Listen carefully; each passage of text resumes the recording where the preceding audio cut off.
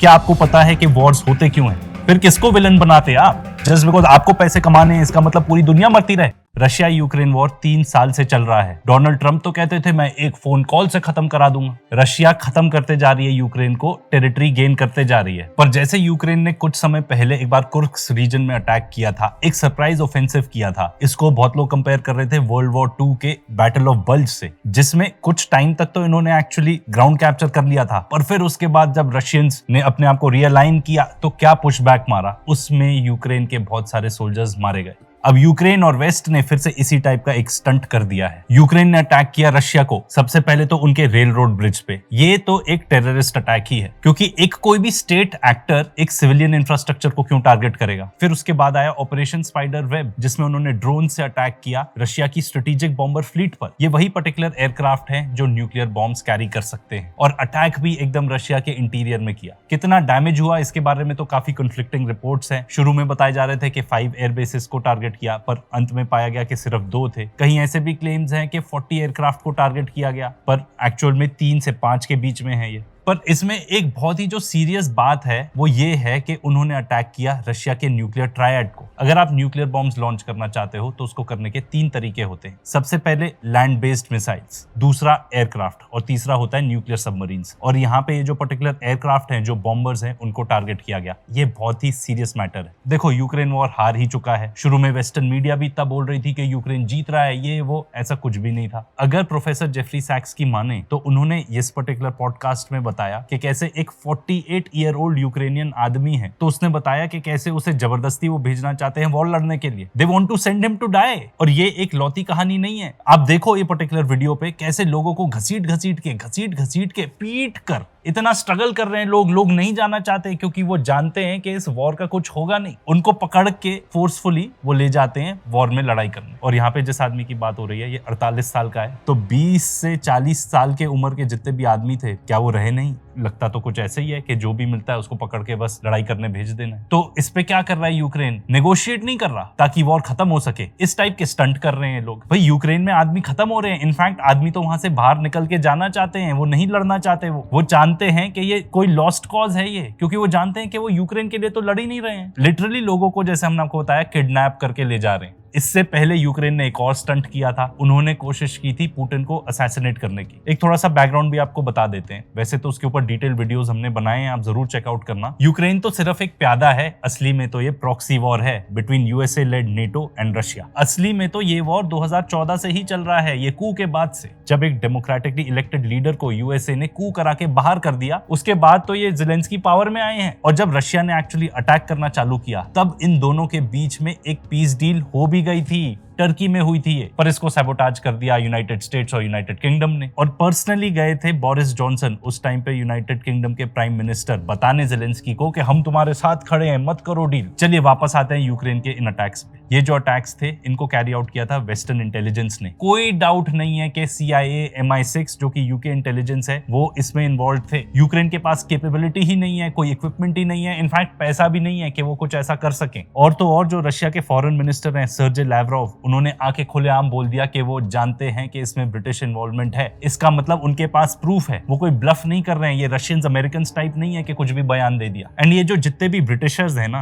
और कियर स्टारमर जैसे लोग, एक नंबर के बेवकूफ। ये लोग अभी तक एक हिस्टोरिक कॉन्फ्लिक्ट में ही घुसे हुए हैं कि भाई इनकी जब लड़ाई थी रशिया से, and they just can't get over it. लगता तो ऐसा ही है। अब आप मुझे बताओ फायदा क्या है इस वॉर का? आपने ये तो देख ही लिया कि आप रशिया को तो हरा नहीं पा रहे, आप खुद जाके लड़ना नहीं चाहते क्योंकि आपके खुद के लोग मरेंगे, तो फिर आपके यहाँ पे खुद के देश में अनरेस्ट होगा, आप प्राइम मिनिस्टर बचेंगे नहीं। इस टाइप के टैक्टिक्स प्ले कर रहे हैं। और आप रशिया के साथ एक्चुअली पार्टनर करके इन सर्टेन थिंग्स अपना फायदा उठा सकते हो। भाई, जर्मनी ने यही तो किया। जर्मनी की जितनी भी फैक्ट्रीज थी, वो इतना अच्छे से प्रॉफिट कमाती थी क्योंकि उनके पास आती थी चीप रशियन गैस। और अब जर्मनी में क्या हालत है? एकदम ही डिप्रेशन जैसे माहौल होने वाले हैं ऐसा लगता है, क्योंकि वहां पे जो एनर्जी रिक्वायरमेंट है, वो पता है कहां से आती है? Natural gas. अब वो आती है यूनाइटेड स्टेट्स ऑफ अमेरिका से। और तो और ये भी सुन लो, बहुत सारा पेट्रोल जो रशिया डायरेक्ट डायरेक्ट देता था यूरोप में, अब वो रशिया से डायरेक्ट तो ले नहीं सकते, तो वो इंडिया के थ्रू जाता है। इंडिया के पास तो ऑयल भी नहीं है, रशिया से आता है ऑयल इंडिया, यहाँ प्रोसेस होता है और फिर यूरोप जाता है और वो महंगा खरीदते हैं। अंडर द टेबल और कुछ भी खरीद लेते होंगे वहां से, रशिया से oil gas, we are not aware of, पर ये तो फैक्ट है। इससे भी बुरी बात यह है कि जो वेस्टर्न मीडिया है, बीबीसी और ये सब war mongers, bloody war mongers, इतना सेलिब्रेट कर रहे हैं कि हाँ बहुत कुछ कर दिया, ये कर दिया। मतलब आप क्या इंश्योर कर रहे हो ये सब करके, क्या बताना चाह रहे हो? बिकॉज इसका कॉन्सिक्वेंस क्या होगा ये आप भी जानते हो। जो भी बचा कुछ है ना यूक्रेन में, वो भी खत्म हो जाएगा। और आपने कभी यूक्रेनियन से पूछा है वो क्या चाहते हैं? ये कोई भी ऐसी स्मार्ट चीज नहीं करी है यूक्रेन ने एंड वेस्ट ने, इसको सेलिब्रेट बिल्कुल भी नहीं करना चाहिए। ये बहुत ही डेंजरस है। सबसे पहले तो आपने जाके उनके न्यूक्लियर ट्रायड को जाके अटैक कर दिया, एंड बिल्कुल सोचो भी मत कि कुछ अच्छा था। ये आपको कोट सुनाना चाहता हूं जो पर्ल हार्बर के बाद जो जापानीज एडमिरल थे उन्होंने बोला था। इनका नाम था इसोरोकु यामामोटो। इन्होंने ही प्लान किया था पर्ल हार्बर का अटैक,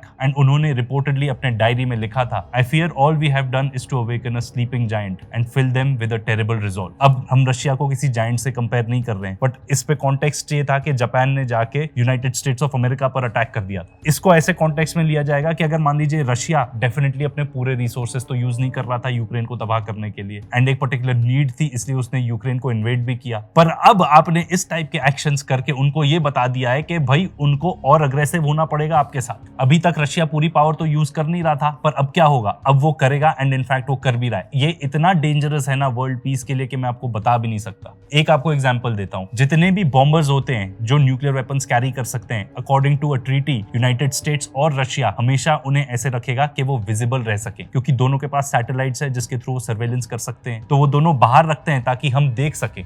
इसी पर्टिकुलर रीजन से ये बॉम्बर्स आगे एक्सपोज्ड थे, कहीं हिडन नहीं थे। अब क्या करेगा रशिया? क्या ये ट्रीटी मानेगा? क्योंकि आपने तो इसको भयंकर मिसयूज कर दिया। अब बात करनी जरूरी है रशिया के न्यूक्लियर डॉक्ट्रिन के बारे में। उनकी जो न्यू पॉलिसी है उसमें उन्होंने कहा था, Russia could launch nuclear weapons in response to an attack on its territory by a non nuclear armed state backed by a nuclear armed one. इसका मतलब क्या हुआ? अभी जो पर्टिकुलर अटैक हुए ये यूक्रेन ने किए रशिया के ऊपर। यूक्रेन के पास तो न्यूक्लियर वेपन्स है नहीं, ठीक है, पर इसको बैक कौन कर रहा है? इसको बैक कर रहे हैं United states of America, United kingdom, Germany, ये सारे वेस्टर्न एलाइज जिनके पास न्यूक्लियर वेपन्स है। तो आपने वो चीज कर दी जिसमें रशिया कहता है कि हाँ मैं भी अब न्यूक्लियर वेपन्स यूज कर सकता हूँ। इनको जरा रिस्पेक्ट नहीं है किसी भी चीज की। इनके यहाँ पे कोई जाके अटैक करे, एक 9/11 हुआ था, उसके बाद कितने कंट्रीज को इन्होंने तबाह कर दिया। पर एक और सवाल उठता है, क्या ट्रंप को पता था? वो तो कह रहा है मुझे नहीं पता था। पता था या नहीं पता था, दोनों ही बहुत बुरे सिनारियो हैं। सबसे पहले तो अगर वो कह रहा है कि मुझे नहीं पता था, I think he is lying. कोई चांस ही नहीं है, स्पेशली अब जो हमने देख लिया जो ईरान के साथ हुआ और जिस तरीके से वो अटैक किया गया, ये अटैक किया गया, 100% ट्रंप को पता था। एंड उस फिर भी जाके उसने रशिया से, एक तरफ तो आप बातचीत कर रहे हो कि हाँ हमको वॉर खत्म करनी है, और दूसरी तरफ देखो आप क्या कर रहे हो। और अगर नहीं पता था तो मैं कहूंगा इससे बेवकूफी की बात नहीं है कुछ। आपका देश इतने भयंकर अटैक्स प्लान कर रहा है, एक हेड ऑफ स्टेट को, पुतिन को जाके असैसिनेट करने की कोशिश कर रहा है, उनके न्यूक्लियर ट्रायड पे टारगेट कर रहा है, और आपको पता नहीं है। मतलब आपका देश कैसे चल रहा है? आप नहीं चला रहे हो अपना देश, मतलब कोई और चला रहा है। ये क्या बेवकूफी है? मतलब ये जो यूक्रेन है ना, ये गैम्बल कर रहा है पूरी दुनिया। अब सवाल ये है कि रशिया कैसे रिस्पॉन्ड करेगा। इनफैक्ट वो ऑलरेडी रिस्पॉन्ड कर रहा है। रशिया ने लॉन्च किए है one of the Wars largest air strikes on Kyiv. इतने ज्यादा एयर स्ट्राइक्स रशिया कर नहीं रहा था बिफोर दिस, पर अब वो क्या करेंगे? उनको पता है कि मिलिट्री तो ऑलमोस्ट खत्म ही है, on the verge of collapse है, कभी भी खत्म हो सकती है। तो रशिया क्या कर रहा है? अब उनके सिविलियन इंफ्रास्ट्रक्चर को टारगेट कर रहा है। वो और टेरिटरी कैप्चर करेगा, मे बी ओडेसा भी कर लेगा, और जो पोर्ट है वहां पे बहुत इंपॉर्टेंट ब्लैक सी पर, उसको भी कर लेगा। एंड मुझे नहीं लगता कोई भी ऐसी चीज है जो यूके या यूएस इसके बारे में कर पाएगी। क्या आज तक कुछ ऐसा कर पाए ये लोग? रशिया तो करते जा रहा है ना अपना काम, शांति से करे जा रहा है। आप यही देख लेना गाजा में कितने लोग मरे और यूक्रेन में कितने लोग मरे हैं। वैसे तो इन दोनों को कंपेयर करना सही नहीं है, क्योंकि जो गाजा में हो रहा है वो तो एक जेनोसाइड ही है। ट्रंप कहता है मुझे तो पीस चाहिए, तो भाई फिर भी क्यों लड़ाई करे जा रहे हो? इनको एक्चुअली पता है क्या लगता है? इनको लगता है प्यादा है, वहां पे लोग मर जाएं, हमें क्या फर्क पड़ता है, अमेरिकन तो नहीं मर रहे ना। कितने सारे आपको स्टेटमेंट्स मिल जाएंगे अमेरिकन पॉलिटिशियंस के जो कह रहे हैं अमेरिकन तो नहीं मर रहे ना, और देखो हम रशिया के खिलाफ लड़ाई कर रहे हैं। ऐसे हैं ये लोग। अब नेगोशिएशंस का क्या हुआ? आप बोलोगे कि भाई ज़ेलेंस्की तो नेगोशिएट कर रहा था एंड नेगोशिएट करना चाहिए। भाई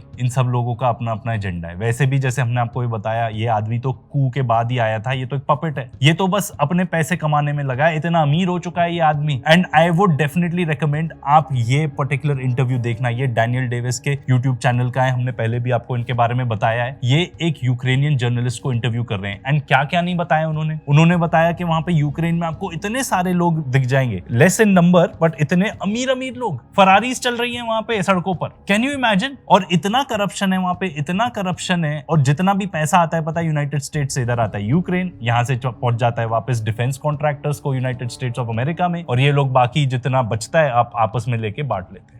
मैं पर्सनली हेट करता हूं इस आदमी को, ज़ेलेंस्की को और एक कीयर स्टारमर को, इन लोगों को जिन्होंने अटैक प्लान किया, क्योंकि इन्होंने हमें और हम सबके परिवारों को एंडेंजर किया है ये स्टंट पुल ऑफ करके। अब यूएसए क्यों नहीं लाइक करता भाई रशिया को? क्योंकि रशिया बड़ा देश है, उसके पास इतने रिसोर्सेज है, उनको लगता है इनके पास क्यों होते हैं रिसोर्सेज, हमें चाहिए। इनको कभी चाइना से भी प्रॉब्लम नहीं थी, पर अब चाइना से प्रॉब्लम होती है क्योंकि अब चाइना भी बड़ा देश बन गया है। इनफैक्ट यूएस और चाइना तो कितने टाइम तक सबसे क्लोज ट्रेडिंग पार्टनर्स रहे हैं। एक तो ये बात है जो हमने आपको बताई। इसके बाद एक और चीज है जो बहुत ही इंपॉर्टेंट है, आप कैसे रोक सकते हो वॉर? बहुत सिंपल है, आप फ्लो ऑफ वेपन्स बंद कर दो, इंटेलिजेंस भी बंद कर दो। आप इतना करोगे वॉर खत्म है, यूक्रेन के पास कोई और ऑप्शन ही नहीं रहेगा, नेगोशिएट करना पड़ेगा। तो ट्रंप ये क्लियरली कर सकता है बट वो नहीं करेगा। एंड अब तो और भी क्लियर है कि इन्होंने ये सारी चीजें जो की थी, जो ईरान को अटैक किया इजराइल के थ्रू और यहाँ पे अटैक किया रशिया को यूक्रेन के थ्रू, ये सब इनकी मिली भगत है, बिल्कुल इसमें कोई डाउट ही नहीं है। बिकॉज जिस तरीके से दोनों अटैक्स कैरी आउट किए गए थे, दोनों में इतनी सिमिलैरिटीज, ड्रोन्स लेके चले गए, स्मगल कर दिए inside the country, and in fact बताया जा रहा है कि MI6 जो ब्रिटिश इंटेलिजेंस है उनका भी बहुत रोल था। 100% ये पूरी मिली भगत है, इसमें कोई डाउट नहीं है। और इन्होंने जो ईरान के साथ किया वो रशिया के साथ किया, करते रहे नेगोशिएट कि हाँ हम तो बातचीत कर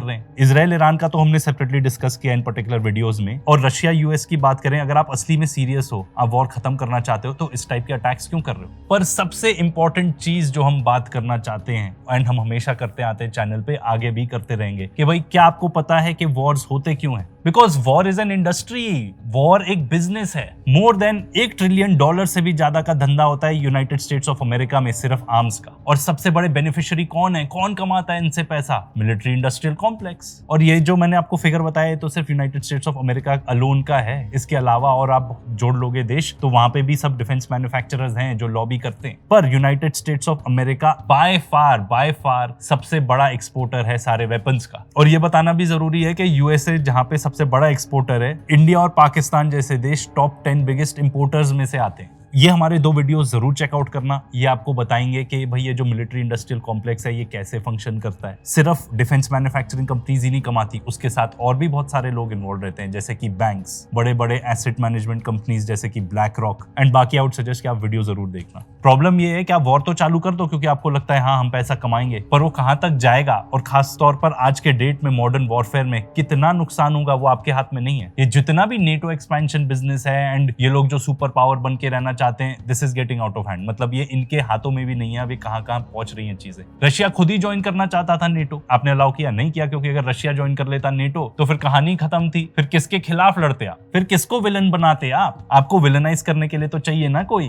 पहले रशियंस को करते रहे, मुसलमानों को करते रहे, तो आपको चाहिए एक villain. United states of America ने यूनिलैटरली जो अपनी एंटी बैलिस्टिक मिसाइल ट्रीटी थी उसको भी खत्म कर दिया। अब रशिया और यूएसए के बीच में एक और अग्रीमेंट था, इसको कहते हैं न्यू स्टार्ट ट्रीटी। ये एक्सपायर हो रही है 5 फरवरी 2026 में।